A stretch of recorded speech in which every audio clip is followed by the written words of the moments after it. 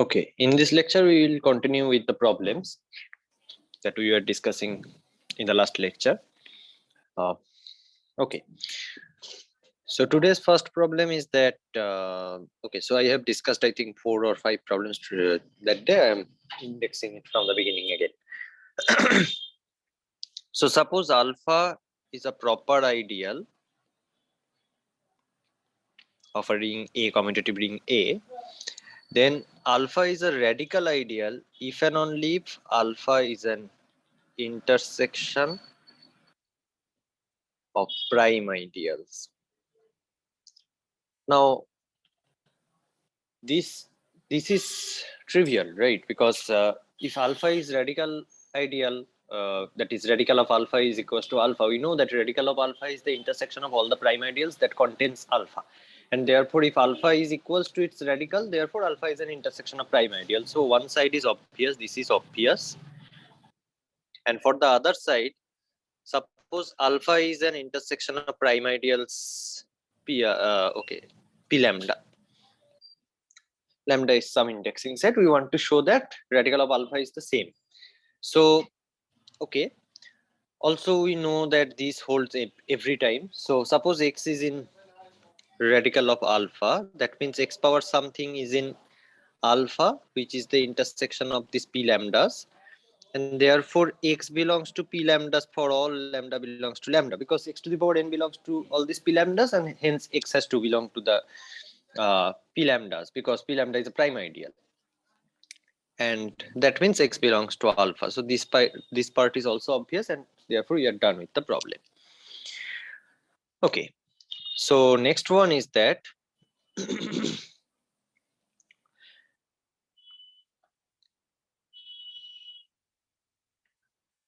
okay, so with this, maybe what I should do is, the next problem is that if you take the nil radical of the quotient ring, then that comes radical alpha by radical alpha mod alpha. Why is that true? It is again very much trivial, because see, nil radical of the quotient ring, that will be set of all the prime ideals, intersection of all the prime ideals of A mod alpha. Those corresponds to intersection of all the prime ideals of A which contains alpha, but intersection of all the prime ideals of A containing alpha, that is radical of A. Therefore, it has to be radical of A of alpha, but we will do a rigorous proof of that. For that, so maybe I am completing the problem. Hence, A mod alpha is reduced if and only if alpha equals to radical alpha, and that is if and only by the previous problem, alpha is an intersection of prime ideals. These are some results which I am writing here. All this will be useful at some stages of commutative algebra, so it's better to solve them and then keep a track of them, because later on while using I may not recall the proof. Okay, so also in particular, this thing I have discussed earlier, A mod nil radical of A is a reduced ring. Okay, so let's go to the proof. So I am only proving the first part, and then all the parts will be obvious. So suppose x belongs to nil radical of A mod alpha. So sometimes I will not mention x bar or x plus alpha. X means an element of the quotient ring. That means x power sum n is equals to 0 in A mod alpha. That means x power sum n belongs to alpha. So this is for sum n. That means x belongs to radical alpha, and therefore x belongs to radical alpha mod alpha. Now here you need to be careful that x belongs to radical alpha means, or in this line where I am writing x to the power n belongs to alpha, here I am talking about the element in A, corresponding element in A, corresponding lift in A, and here also the same. And now again I am coming back to the class of x, so keep a track of those kind of things. And also if you go to the converse part, this is okay, right? If x belongs to radical alpha by alpha, then x belongs to radical alpha. That is, if you take any lift of that element of radical alpha modulo alpha, that is in radical alpha, because alpha is contained in radical alpha, and therefore x belongs to radical alpha. That means x to the power sum n belongs to alpha, therefore x to the power sum n bar will be 0, and therefore x is in nil radical of a mod alpha. So this ends the problem, because the rest of the parts, that if a mod alpha is reduced if and only if nil radical of a mod alpha is 0, if and only if radical alpha equals to alpha, and the second implication we have done in the last problem. And for a mod nil radical, so that is radical of nil radical, but we have seen that radical of radical is radical, therefore radical of nil radical is same than nil radical, therefore there is nothing to prove, that is reduced. Okay, so we are done with this one.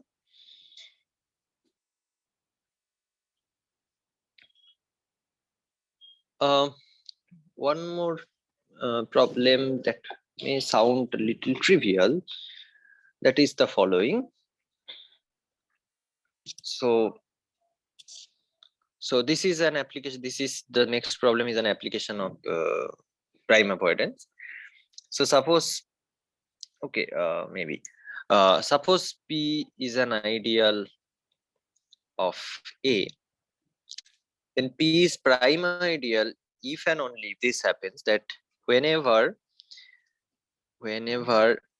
ideals ij of, whenever there exist ideals ij of A such that ij is subset of P, this implies either I subset of P or J subset of P. So that means if you have two ideals I and J which are not subset of P, then the product cannot be a subset of P also. So if P satisfies P, an ideal satisfies this thing, then that ideal will be a prime ideal, and conversely. So a proof of this is the following. You first suppose that P belongs to spec A. Now suppose there exist ideals I and J such that ij is subset of P. Now you know that this means I intersection J is a subset of P, right? Because you see that if you take x to x from the intersection, then x square is in the product, and therefore it is subset of P. So, and therefore x belongs to P. And by prime avoidance, the first statement of prime avoidance says that either I subset of P or J subset of P, and you are done for that part. Now conversely, if you have that property, you want to show that your P is a prime ideal. Okay, so for that part, so here I am using prime avoidance.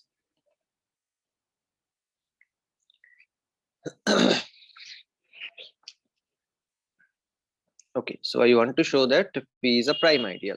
So if not, then suppose xy belongs to P with x and y does not belong to P. Okay, that means what? That means these two ideals x and y cannot be a subset of P, but this ideal generated by xy is a subset of P. But also note that this ideal generated by xy is same as ideal generated by x and y. So this is a contradiction to the hypothesis. And thus, this implies P has to be a prime ideal. And you are done. Okay. Okay. So that was done. The next problem says that suppose P is a prime ideal of A, and you have an ideal alpha such that alpha to the power n is contained in P for some integer n, then your alpha is contained in P. Now this there you need nothing to prove, because this is a corollary of the last problem after applying an induction argument. So okay, this maybe I am leaving it as an exercise. Okay. So as I said that we will be heading towards the Zariski topology, which I have not introduced so far, but Before that, we are just discussing some problems again. Okay. Okay, now since we are talking about radicals, maybe you can say this one also. Suppose alpha is a finitely generated ideal of A, then there exists n such that your radical alpha power n is contained in alpha. So you see that in general, we don't know whether radical alpha is contained in alpha or radical alpha power something is contained in alpha. We don't know those kind of things. But what we can say for sure is that if your ideal is finitely generated, then you can take a power of the ideal radical alpha and it will be inside alpha. So before going to the details, let me give you an example of a not finitely generated ideal which does not show this property. So although we have not discussed anything of polynomial rings, I will assume very basic facts of polynomial rings, like what is a polynomial ring in one variable, polynomial ring in several variables, in fact polynomial rings in infinite variables, and what are their properties, like if your R is integral domain, the polynomial ring over R will be an integral domain. All these kinds of properties I will be assuming. I will be also assuming the division algorithm, that if you have a polynomial which is whose leading term is unit, then you can divide it. You have a division algorithm for that, and hence a polynomial ring in a single variable over K is an Euclidean domain, hence PID, hence UFD. All these things I will be assuming. What I will be proving for you is the two major fundamental theorems of polynomial rings that we will be requiring very soon. So those two says that if your ring is an UFD, then your polynomial ring in one variable, in several variables, in fact in infinitely many variables, will also be an UFD. And so this is called Gauss lemma. And the second thing what I will be assuming is that if your R is Noetherian, then polynomial ring over R is also Noetherian. This is called Hilbert basis theorem. These two I will be proving shortly. But I will assume certain results on polynomial rings, and I will be proving some results of polynomial rings in terms of the exercises shortly. And you will see that what I am assuming in those things. So it's my suggestion that if you cannot recall those results, then you could just go back to any basic books of algebra or a book of basic algebra, and then you can see it from there. So those will be assumed. Okay, so an example of a not finitely generated ideal which does not show this kind of property is that you take the polynomial ring over infinitely many variables, and you take your alpha to be this ideal x1, x2 square, x3 cube, and so on. Then it is easy to see that your ideal radical alpha will be generated by x1, x2, and so on. All these indeterminates. But you see that for any n, your radical alpha to the power n is not a subset of alpha. So you need to check all these claims that I am making. Just a hint is that if you take any n, however large it is, you see that your x I plus 1, the I plus 1th variable, or the n plus 1th variable, x n plus 1, this power n does not this power n does not belong to your alpha, because if you take product of elements, etc., you cannot just introduce new variables if you don't have that already. So but it needs a quite tedious kind of checking, so you must check it. Okay,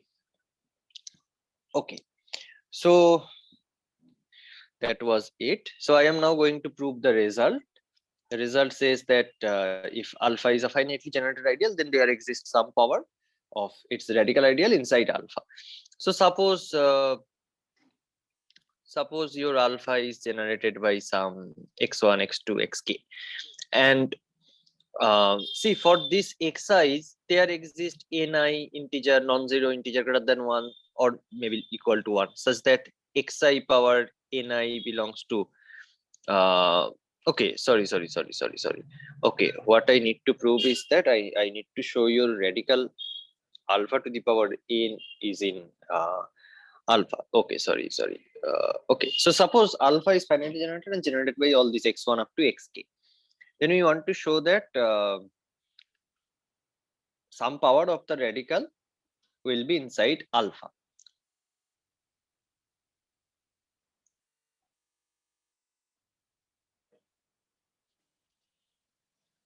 Okay, I think I have chosen the wrong statement. The statement should be if radical of an ideal is finitely generated, then some of its power will be inside alpha. I am explaining why I said that is wrong. You take the ring R to be equal to C x1, x2, xn, and so on, infinitely many variables, quotiented by x1 square, x2 cube, x3 to the power 4, and so on. You take this idea, and you take the I or maybe in our notation alpha to be the zero ideal. Then see the radical ideal is this x1, x2, and so on by x1 square, x2 cube, etc. Okay, so what I need to show is that this radical alpha is not finitely generated. Okay, and moreover, what I want to show is that radical alpha power something cannot belong to alpha. So first of all, radical alpha is not finitely generated because if you assume it is finitely generated, so suppose radical alpha is generated by some f1 bar, f2 bar, etc., fk bar, then all these fi's involve finitely many variables, and choose some xn plus 1 bar which is outside the variables which is involved in the expression of these fi bars. You take any limit of that. Okay, then what you get is that this is equals to summation gi bar fi bar I runs from 1 to k, and fi bar, since they involve finitely many variables, whatever they are, I can just put all these fi's inside some some ideal of the form x1 bar up to some xm bar, where this xm has to be less than n. And therefore, I can write this as summation gi bar. Maybe I can write this as summation. This gi may also get changed. Summation xi bar hi bar I is less than n. That's what I can write. Okay. Okay. Just I'm just seeing whether I'm claiming everything correctly or not. So all these fi bars are inside there. Therefore, fi bar can be written as summation xi bar times something, and choose expression for all these fi bars, and therefore you take all those xi and write in this way, and choose your capital N carefully outside all these variables. Now you take a map. Now you take a map. Okay, so what does that mean? That this xn plus 1 minus this summation xi hi, where I is less than n, hi are just polynomials, whatever. This belongs to this ideal x1 square, x2 cube, etc.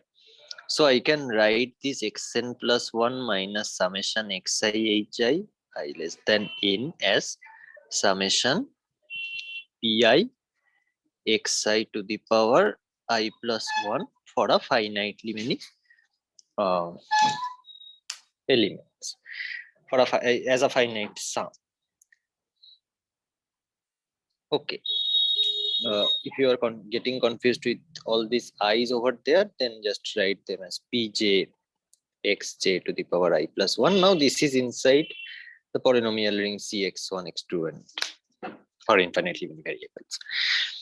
Okay, now I want to substitute. I want to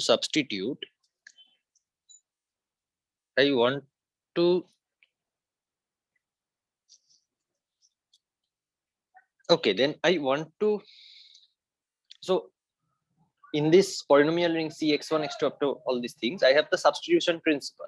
So I am sending all the variables except for xn plus 1, all the indeterminates except for xn plus 1 to 0, and I am keeping this xn plus 1 as it is. So I am mapping it to Cxn plus 1.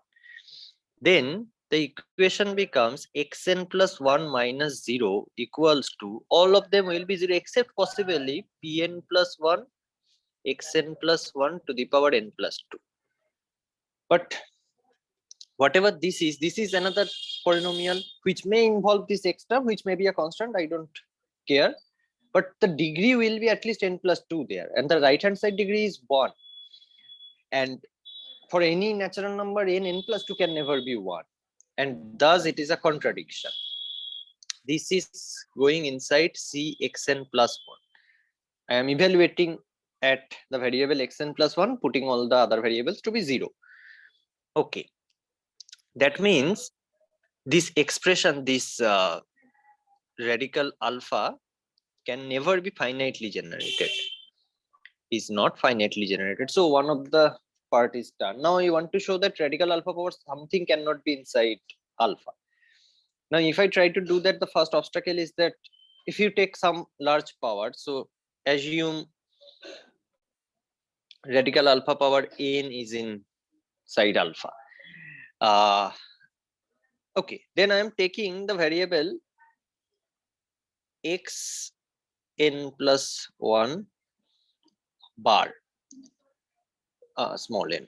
This is xn plus 1 bar, and I'm claiming that this power n is inside alpha. So again, similarly, so what you get is that xn plus 1 power n bar is inside alpha, and that means this xn plus 1 power n bar, this again can be written as some finite sum of elements of alpha. So maybe some hj xj bar again for some finitely many j's, and thus while I will go to the polynomial ring itself, this will give me xn plus 1 power n minus summation h j xj. This is some finite sum pj xj power j plus 1.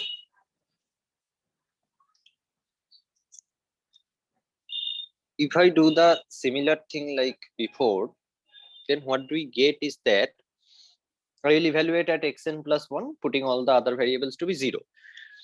So xn plus 1 power n survives. Maybe here some term, if something like that is there, survives. And here it is pn plus 1 xn plus 1 whole to the power n plus 1. Again, the left hand side has degree n, but the right hand side has degree n plus 1 in Cxn. But that is again a contradiction. Therefore, there does not exist n such that radical alpha power n subset of alpha. So this problem was posed wrongly at the beginning. So it should be, if radical alpha is a finitely generated ideal, then you will get some natural number n, so that radical alpha power n is a subset of alpha. Okay, so how to prove that? So suppose radical alpha is generated by y1, y2, yl. Then you know that for all of these i's, yi power ni belongs to alpha for all I. There exists some ni. You take n to be the maximum of all those. So you take n to be the largest ni possible. Then observe that yi to the power n belongs to alpha for all I. So this you can get. Okay, because yi to the power ni is in alpha and n is bigger than ni. So whatever multiple it is, it will be in alpha. And alpha is an ideal. Okay, now you take some f from radical alpha, which is this. So f can be written as summation ri yi, finite sum again. So you take f power n. Okay, maybe you can choose your n. I am modifying this n. I am taking this n to be sum of all the ni's. I am doing the same trick how we did, how we proved the nil radical was an ideal. Okay, then this f to the power n, this is summation ri yi whole to the power n1 plus up to nl. Okay, now we will do a binomial kind of thing, binomial theorem kind of thing. And if you break it down, you will see that each of the terms, they will be some powers will be there. There will be several yi's and yj's, etc. But yi to the, it will be like yi1 to the power some m1, yi2 to the power some m2, etc. yik, yi uh, n many copies are there. So yin maybe to the power some mn, and the sum of all these mn's will be the sum of all these ni's. Now you take the like terms. So it can never happen if you just write it down. So a typical term will look like, I am not caring about the ri term. So the monomial terms will look like some yi to the power m1, etc. up to yl to the power ml, because all the terms will be in the variables y1 up to yl, and there will be some powers such that summation mi will be same as summation ni. Now it can never be possible that all the mi's are less than ni. So at least one mi has to be at least equal to ni or maybe greater than ni. And that means this term is a multiple of yi to the power ni, and hence is in alpha. And therefore all the monomial terms are inside alpha. And that means f to the power n is inside alpha. That means your radical alpha whole to the power n is a subset of alpha, and this completes the proof.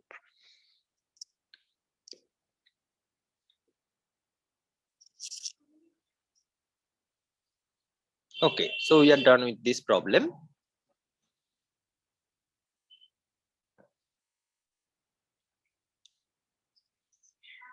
Okay, the next problem is that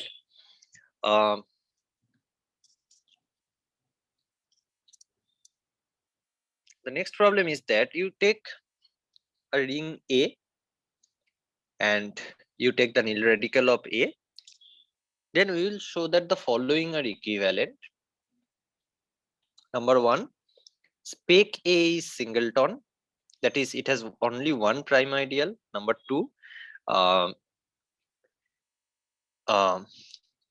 every element of A is either unit or nilpotent. So you can have this kind of union kind of decomposition of A.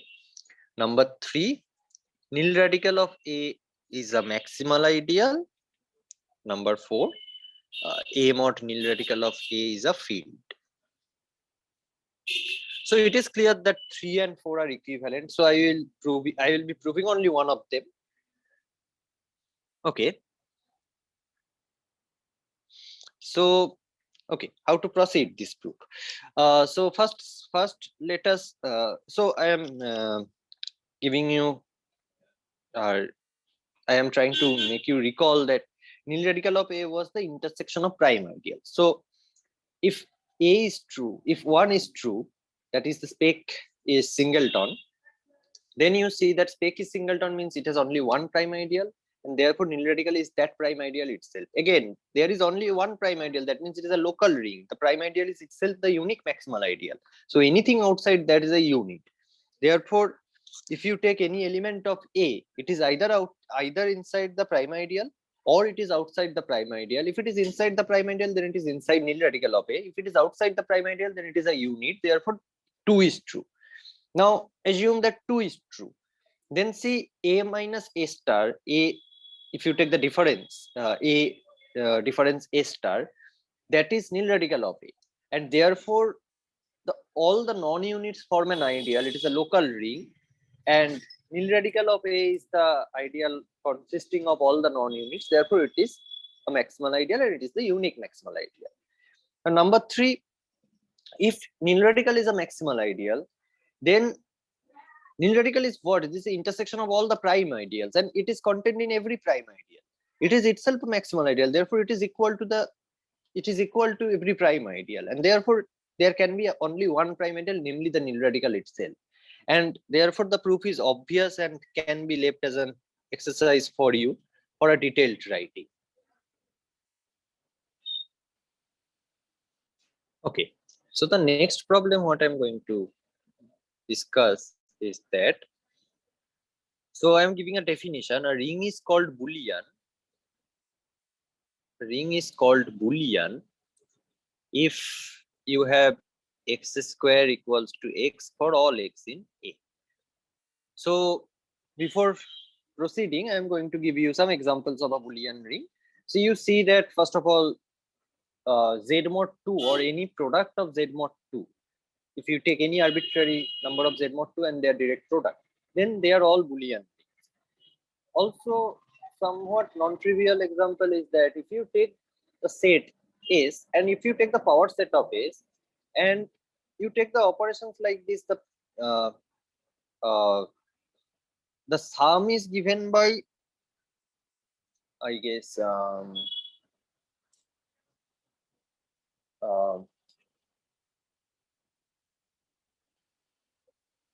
the sum is given by the symmetric difference operation, that if you take A and B two subsets of S, then their sum A plus B is defined to be A symmetric difference B, and the product is given by intersection.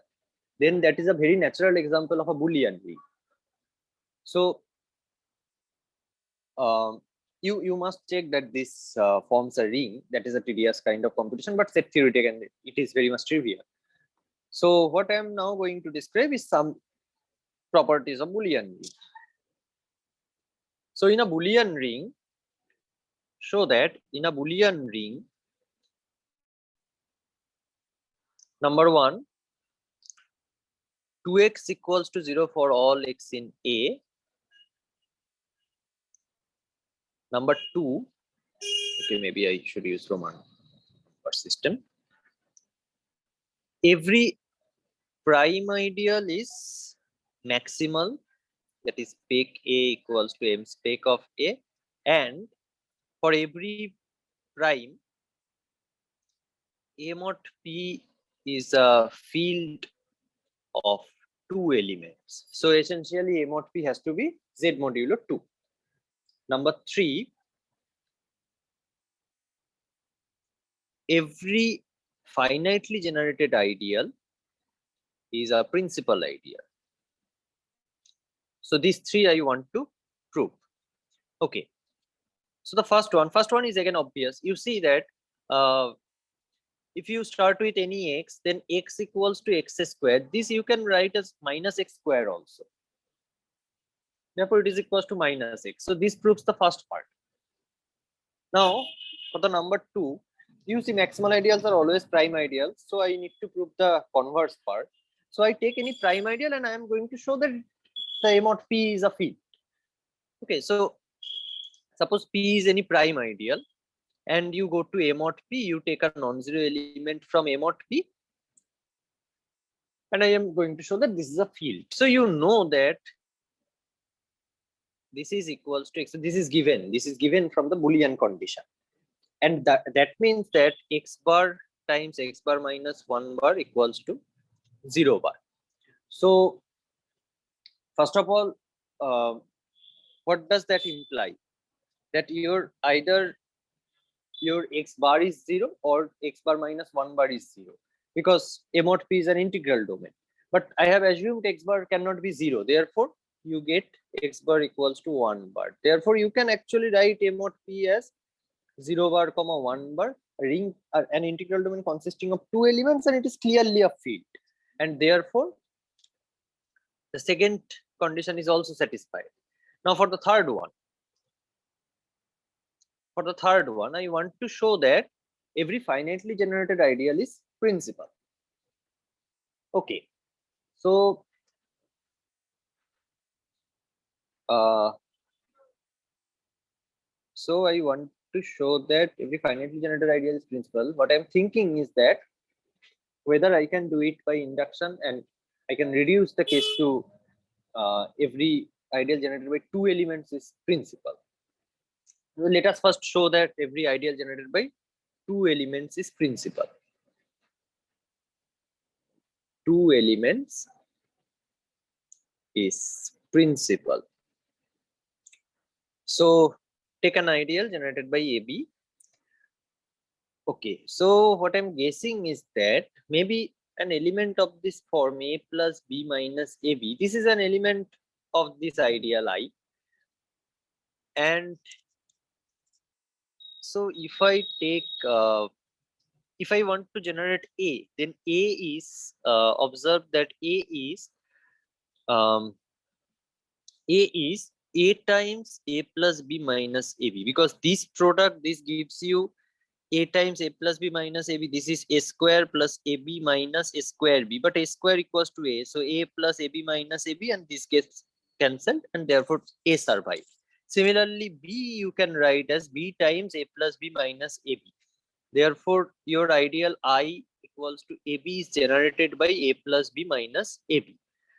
Now I am trying to prove that every finitely generated ideal is maximal. So suppose your n is greater than 2. I am doing induction on generators. So suppose I is generated by A1, A2, An, and I am going induction on n. So if your n is 2, you are done. If your n is 1, you are always done, because every principal ideal is already principal. Now, suppose n is greater than 2, then write your A as, so by induction hypothesis, you have the hypothesis that this holds for n minus 1, and therefore this is principal. So this is sum B plus An. This is similar to B comma An, but we know that therefore I is principal. So you are done in that way. So we are done with this problem too. Okay. Now we are going to concentrate on local rings for a while. We will do some problems on local rings before concluding, and then we will go to some other things. Okay. So what will be the problem number? It will be problem number 8. So the next problem says that, suppose, so remember this was the notation for a local ring, is a local ring, and I will not I will not write this statement, this is a local ring after this, because I will just use the notation AMK. That is, A is the local ring, M is the unique maximal ideal, and K is the unique residue field. Okay, then A has no non-zero, non-identity, idempotent. So that is what I want to show. That is very much obvious. You take, so what is an idempotent? X square equals to X. Any element X of that form, X square equals to X, which satisfies X square equals to X, is called an idempotent. I want to show that if X square equals to X is given, then X either has to be 0 or has to be 1. So you take an equation like this, X square equals to X. Now you see you have two elements, X times 1 minus X. This is 0. This is coming from the given equation, and you have two elements into consideration, X and 1 minus X. Your ring is local. So if your X is not unit, then X is inside M, the maximal ideal, and you know that then 1 minus X is a unit, but that will show from this equation 1 minus X is 0 if X belongs to maximal ideal. And if your X is not in the maximal ideal, then X is a unit. Sorry. I have written it wrongly. If your X is in the maximal ideal, then you know that 1 minus X is a unit, but that implies X is 0. And if your X is not in the maximal ideal, then it is already a unit. Therefore, 1 minus X is 0 if X does not belong to M. And that implies X equals to 1 if X does not belong to M. So you are done. That only idempotence of a local ring is 0 and 1. So you are done with that. This will again be useful when we will be doing Zariski topology, and we will try to check when that is connected or not. Okay. Another problem may be followed by some definition. What I'm going to give you is that suppose okay, so it will be problem number 9. So suppose you have a local ring AMK is called equicharacteristic if characteristic of the ring A is same as characteristic of the residue field K. Okay. So what the problem asks is that a local ring is equicharacteristic if and only if it contains a subfield. It contains a subfield. That is, there is some field which injects into this ring A. Okay, so that is something what we are trying to prove. Okay, so first of all,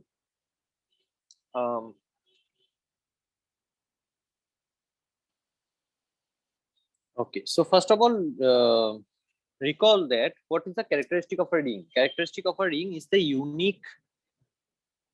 So it is the kernel of the unique ring homomorphism from Z to A. So there exists a unique ring homomorphism sending the identity 1 of Z to 1 of A, and you take the kernel.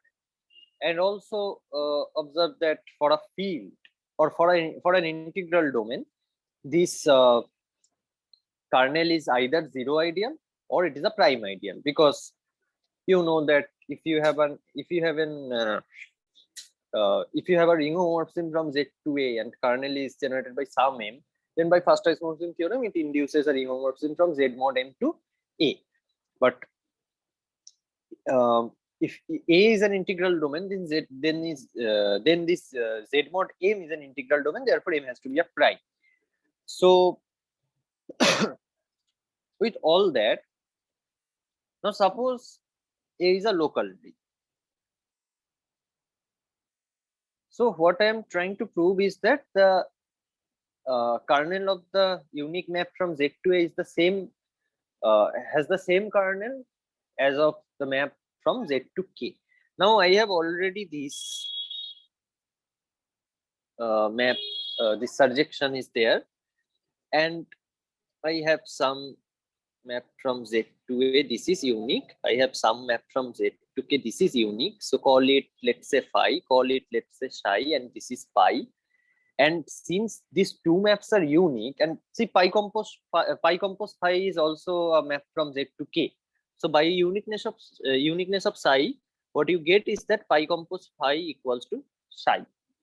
Okay, I need only show that if it is given that the local ring is equicharacteristic, then it has some subfield. It contains some subfield. So assume that it is true, that the local ring is equicharacteristic. So let me open it on the left hand side. Suppose A is equicharacteristic, and also, so what does that mean is that characteristic of A is same as characteristic of K. Okay, now if characteristic of K is a non-zero prime, then that means you have a map from Z mod PZ into K, because you have a map from Z to K, the kernel is PZ, and then by quotienting first isomorphism theorem you get a map like that. Okay, by equicharacteristicness, characteristic A is also P, therefore you have a map from Z to A. This phi map was there, this was the unique map, and this kernel is PZ, therefore first isomorphism theorem says that this injects into A, but Z mod PZ is a field, and therefore A contains a subfield. Okay, because its image will be a subring of A, Z mod PZ is a field, the image will be isomorphic to Z mod PZ, hence being a field, and therefore it is a subfield of A. Okay, also so in this case we are done. That means A contains a subfield.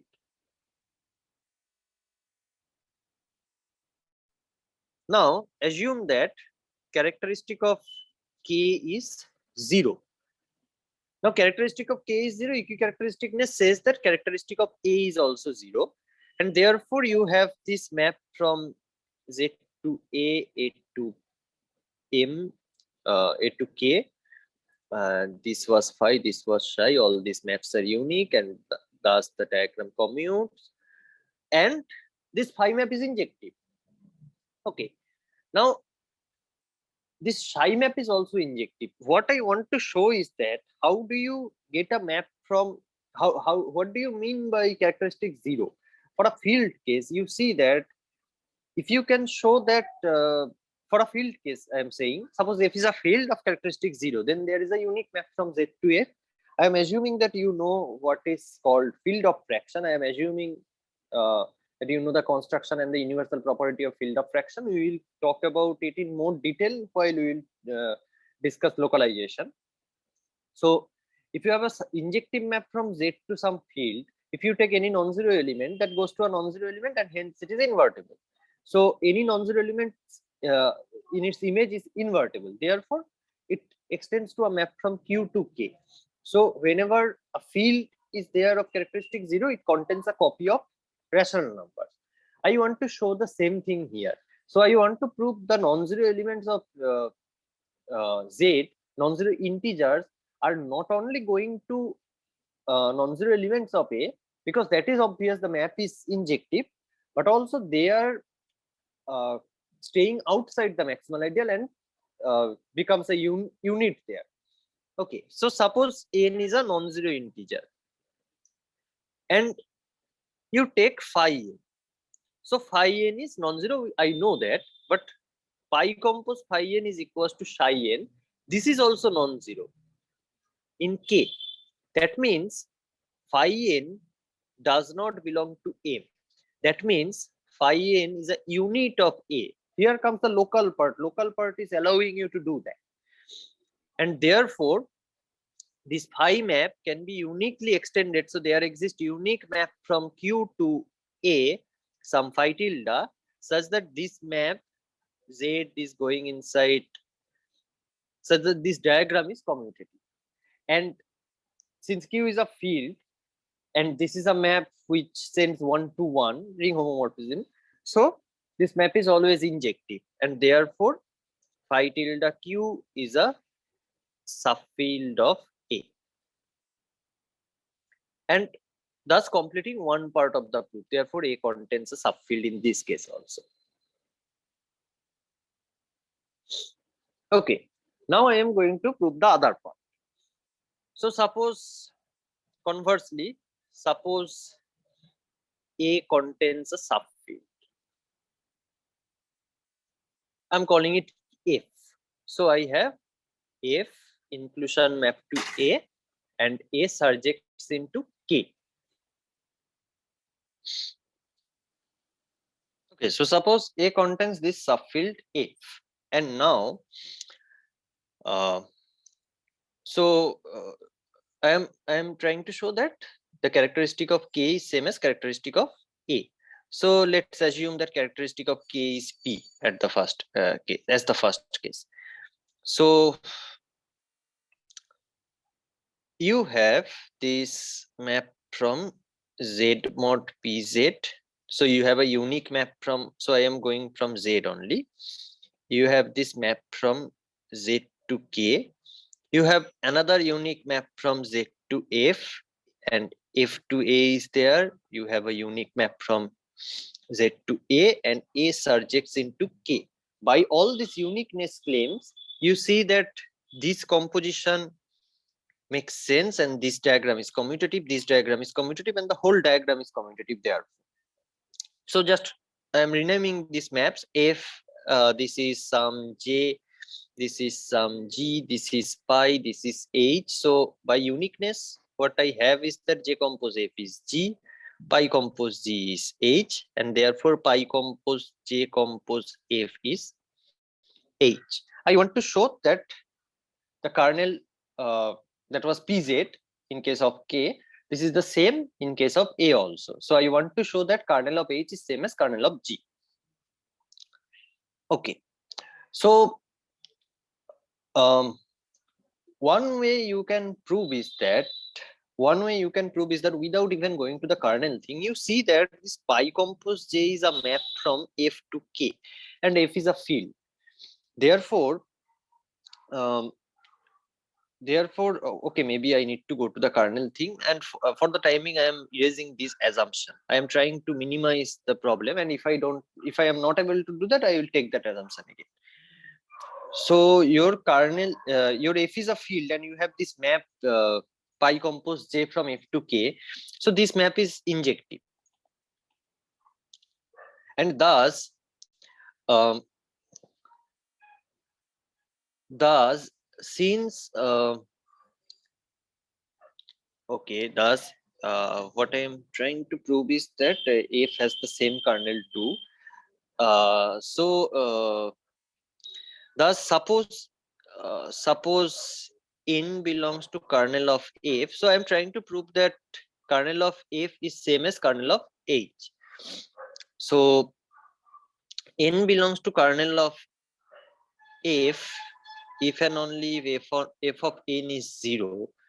Now f of n is 0, that happens if and only if pi compose J of f of n is 0, because pi compose J is a injective map, and therefore this happens if and only if what is pi compose J compose F, that is H. So H of n is 0. So that means if and only if n belongs to kernel of H. So what I am already obtained is that kernel of F is same as kernel of H. So whatever the characteristic may be, at least we have the following, that characteristic of K is same as characteristic of F. Now I am trying to show that characteristic of K is same as characteristic of A. Okay, so now suppose characteristic of F is something, be it prime, be it 0, whatever. So and this J is again injective. So I now will prove that kernel of F is kernel of J. So kernel of G, sorry. So note that J is also injective, and therefore X belongs to kernel of F if and only if f of x equals to 0, if and only if, since J is injective, J of fx equals to 0, if and only if G of x equals to 0, if and only if x belongs to kernel of G. Therefore kernel of F is same as kernel of G, and therefore characteristic of F is same as characteristic of A, and this is same as characteristic of K, and therefore A is equicharacteristic. Therefore A is equicharacteristic. So maybe for the second part you can just extend it like this, that if K is some residue field of A, and if your A contains, so maybe the statement can be extended like this. So I'm putting it as an exercise. Suppose A is a ring and M is a maximal ideal. Okay, suppose A is a ring and F subset of A subring, which is also a field under the usual operation, under the usual plus and dot, then for all maximal ideals of A, characteristic of A mod M is same as characteristic of F is same as characteristic of A. The second part of the statement enables you to prove this thing. So this you can prove using the similar argument as before. Okay, so once we are done with the equicharacteristic case, I am just now going to illustrate you some possibilities and some examples where you have a local ring and it may be equicharacteristic, it may not be equicharacteristic. All these things I am going to give you. So what I am trying to show you is that what can be the possibilities of characteristic A and characteristic of K, and I'm trying to provide you with examples. So maybe the problem number will be 10. 10 says, so possibilities of characteristic of a local ring versus characteristic of the residue field K. So throughout my local ring will be AMK. Okay. And whenever I will be writing P is a prime, and if I write n, then n greater than equals to 2 positive integer.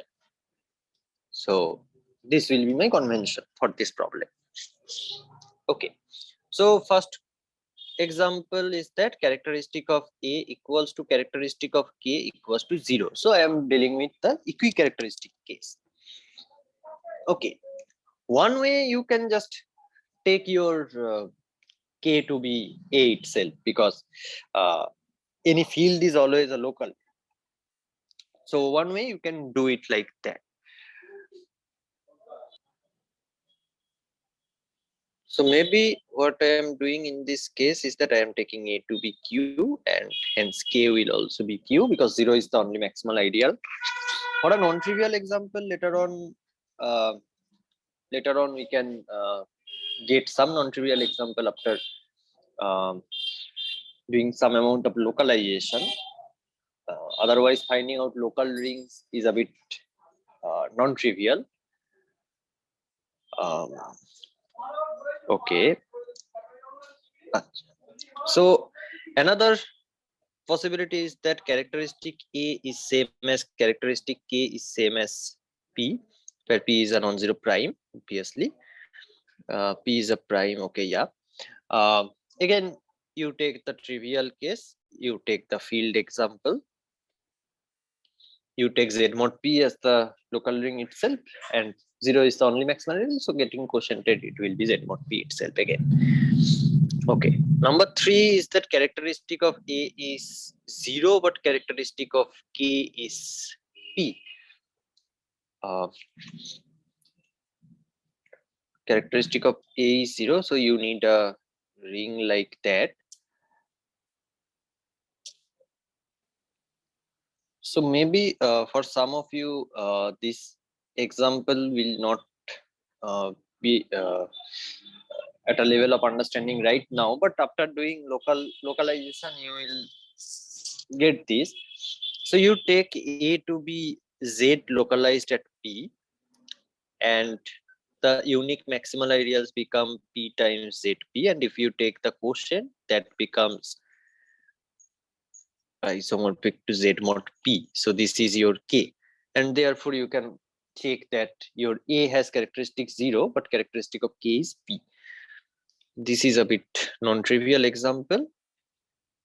And the last example is that characteristic of A is P powered N and characteristic of K is P. But this is easy to see that if you take your ring A to be Z mod P powered NZ, then it has only one maximal ideal, namely PZ mod P power NZ, and therefore the residue field will be Z mod P, and thus you have your A is Z mod P power NZ, which clearly has characteristic P power N, and your residue field is P. Now what I am trying to say you is that these are the only possibilities. You cannot have other possibilities. That is because if you first consider what is characteristic of K. Characteristic of K could be 0 or some prime. So I am first talking about 0 case. If your characteristic of K is 0, then what I'm trying to say that characteristic of A cannot be 0, and that is because, so suppose your characteristic of K is 0, then I'm trying to show that characteristic of A has to be 0. So you take again the unique thing from unique ring homomorphism from Z to A and the projection to K, and this is the unique ring homomorphism from Z to K. You know that this psi is injective. You want to prove that this phi is injective. Remember, in that proof where we are doing this characteristic case, we proved a similar thing here when okay, for this case, when your characteristic of k was 0, we tried to prove a similar thing. Okay, but have we ever used that? Okay, here the characteristic was 0, so we were in a good position. Here we need to show that your characteristic of a cannot be p unless characteristic of k is also p. Okay, so suppose, so I want to show that kernel of phi is 0. So let us compute the relation between kernel of phi and kernel of psi. So suppose x is in kernel of phi, then that means phi of x is 0. That means pi of phi of x is 0. That means psi of x is 0. That means x belongs to kernel of psi. So at least we have kernel of phi subset of kernel of psi in this case. Now kernel of psi is 0 because k has characteristic 0. Therefore kernel of phi has to be 0. So that means kernel of psi, kernel of psi is 0, implies kernel of phi has to be 0.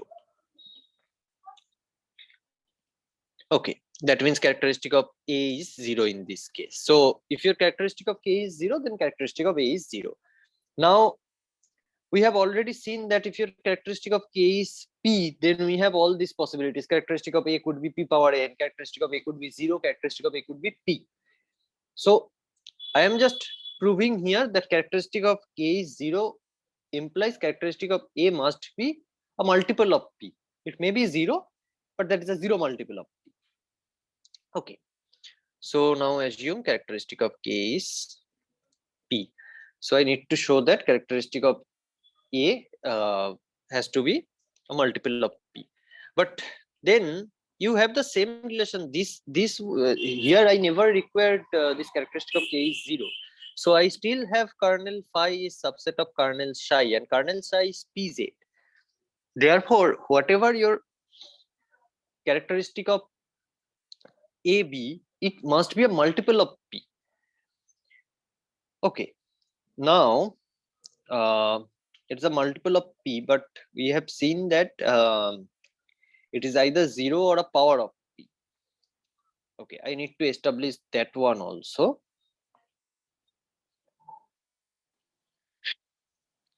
Okay, so thus far we have proved that kernel of phi is a subset of pz.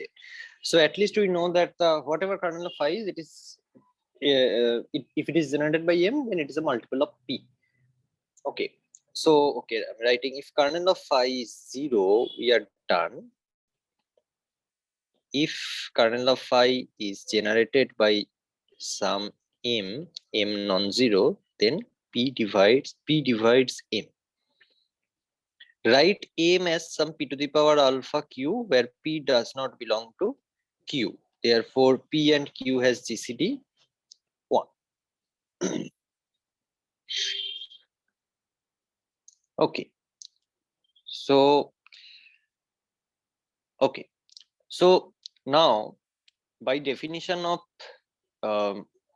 characteristic, you have a injection of this into A. So you have an image of this, and this is isomorphic to Z mod p power alpha Z cross Z mod QZ by Chinese remainder theorem. This is by CRT.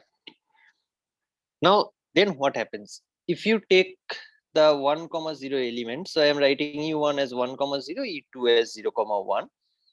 It has some image there, but u1 is an idempotent here. So u1 square equals to u1, e2 square equals to e2. u1 and e2 are idempotents in this product ring, but their image, this is a injective map, therefore their image will be also idempotents. But what we know is that your ring A, since it is a local ring, it contains only two idempotents, namely 0 or 1, 0 and 1, and therefore this e1 and e2 belongs to 0 and 1. But this cannot be possible because u1 and u2 are and E2, none of them can go to 0. And if both of them goes to 1, then E1 minus E2. So if E1, E2 both maps to 1, then U1 minus E2 is a non-zero element in the kernel. But that is a contradiction. That is a contradiction. Therefore, it shows that your kernel phi in that case can be generated by some p power n only, and thus completing our discussion on what could be the possibilities of characteristic of a local ring versus characteristic of its field, residue field. So what we have obtained is that if your residue field is of characteristic 0, then the local ring is equicharacteristic. So maybe I am writing down as corollaries. If characteristic K is 0, then A is equicharacteristic.